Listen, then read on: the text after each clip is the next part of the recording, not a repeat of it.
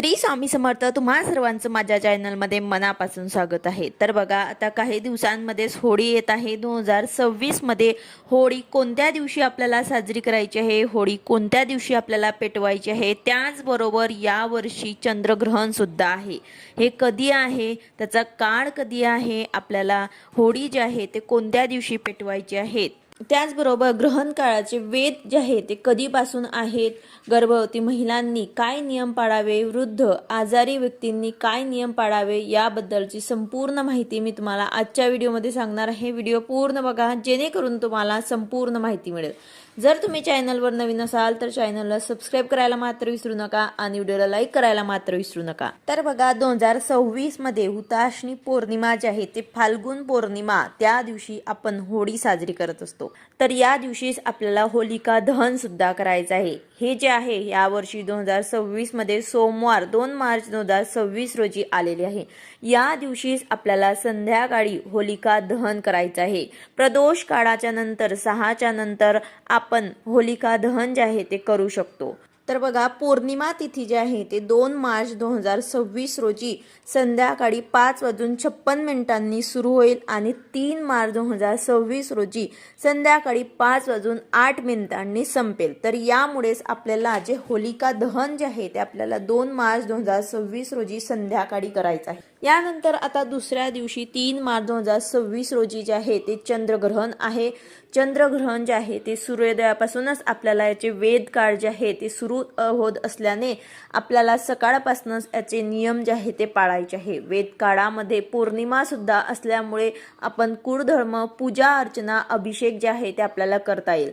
देवाला नैवेद्य सुद्धा दाखवता येईल. वेदांमध्ये पूजन जे आहे ते निषिद्ध नसते. आपण पूजा जे आहे ते करू शकतो, पूजा पाठ जे आहे ते करू शकतो. त्यानंतर आपल्याला जेवण जे आहे ते आपल्याला बनवून ठेवायचं आहे आणि त्यामध्ये आपल्याला तुळशीचे पानं जे आहे ते टाकायचे आहे. शक्यतो आपण ग्रहण काळ जेव्हा लागणार त्याआधीच आपल्याला स्वयंपाक जो आहे तो बनवून ठेवायचा आहे. हा जो चंद्रग्रहण आहे तो 2026 मधला पहिला चंद्रग्रहण आहे आणि तो होळीच्या दिवशी आलेला आहे. म्हणूनच हा जो चंद्रग्रहण आहे तो वेगवेगळ्या देशांमध्ये वेगवेगळ्या वेळी दिसणार आहे.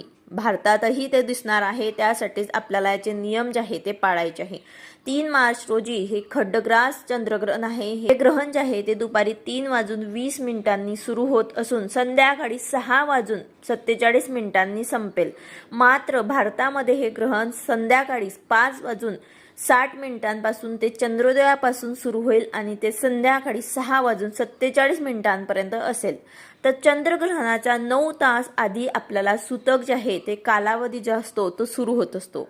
तर यामध्येच आपल्याला नियम पाळायचे आहे. यामध्ये आपल्याला अन्न शिजवायचं नाही. पूजा जी आहे आपल्याला बाहेर मंदिरांमध्ये जाऊन करायची नाही. आपल्या घरामध्ये आपण मंत्र जप करू शकतात. त्यामध्ये आपण कुठल्याही मंत्रांचा जप करू शकतात. आपल्या कुलदेवीची सेवा करू शकतात. सूतक काळ सुरू होत असल्याने मंदिराचे दरवाजे सुद्धा बंद असतात. तर ग्रहणाच्या वेळी आपल्याला नाम जप करायचं आहे. हे आपल्या घरातच करायचं आहे. नाम जप करण्याला अत्यंत महत्त्व दिलं जातं. त्यानंतर आता ग्रहण काळामध्ये आपल्याला गर्भवती महिला असतील तर त्यांनी जास्तीत जास्त काळजी घ्यायची आहे. वृद्ध आजारी व्यक्ती असतील, लहान मुलं असतील, यांनी सुद्धा काळजी घ्यायची आहे. आणि जे पण आपण अन्न शिजवणार आहेत त्यामध्ये आपल्याला तुळशीची पानं ठेवायची आहे. त्याचबरोबर आपल्याला पाण्यामध्ये सुद्धा तुळशीची पानं टाकायची आहे. दूधमध्ये सुद्धा आपल्याला तुळशीची पानं टाकायची आहे. ग्रहण काळामध्ये हे भोजन करणे टाळायचे असतं. पण जर गर्भवती महिला असतील तर त्यांना काही हरकत नाही. त्यामध्ये आपल्याला तुळशीची पानं जे आहे ते टाकून ठेवायची आहे. शिजवलेल्या अन्नामध्ये तुळशीची पानं ठेवण्याची प्रथा सुद्धा आहे. कारण शुद्धतेचे प्रतीक मानलं जातं, म्हणून आपल्याला तुळशीची पानं जे आहे ते टाकायची आहे. धार्मिक ग्रंथाचे पठण करायचे आहे. मंत्र जप करायचा आहे. भगवद्गीता, रामायण असे आपण ग्रंथ जे आहे ते पठण करू शकतात. त्यानंतर आपल्याला ग्रहण संपल्यानंतर स्नान करून घराची स्वच्छता करायची आहे. देवपूजा करायची आहे.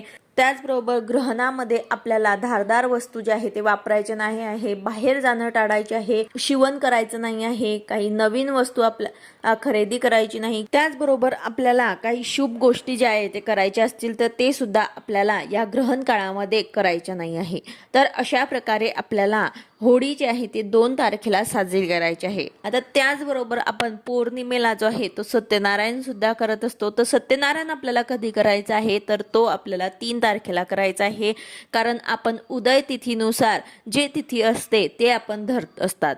तर त्यामुळेच आपल्याला 3 तारखेला सत्यनारायण करायचं आहे. तर तुम्ही तो ग्रहणाच्या आधी सुद्धा केला तरी सुद्धा चालेल. आपल्याला सकाळी जो आहे तो सत्यनारायण करून घ्यायचा आहे. आणि जर तुम्ही 2 तारखेला केला तरी सुद्धा काही हरकत नाही. तुम्हाला जेव्हा वेळ मिळेल तेव्हा तुम्ही करू शकता. त्याचबरोबर ग्रहण काळामध्ये आपल्याला काही नियम सुद्धा पाळायचे आहे. तर ते आपल्याला लक्षात असू द्या. कारण हे ग्रहण जे आहे ते भारतात दिसण्यामुळे आपल्याला ह्या ग्रहणाचे नियम पाळणे आवश्यक आहे. तर अशा प्रकारे आपल्याला होळी कधी आहे, होळी कधी पेटवायची आहे, ग्रहण कधी आहे, ग्रहणाचा काळ कधी आहे, काय नियम पाळायचे आहे याबद्दलची बरीच माहिती मी तुम्हाला आजच्या व्हिडिओमध्ये सांगितली आहे. व्हिडिओ आवडला असेल तर लाईक करा, शेअर करा, सबस्क्राईब करा. भेटूया अशाच नवीन व्हिडिओ सोबत. श्री स्वामी समर्थ.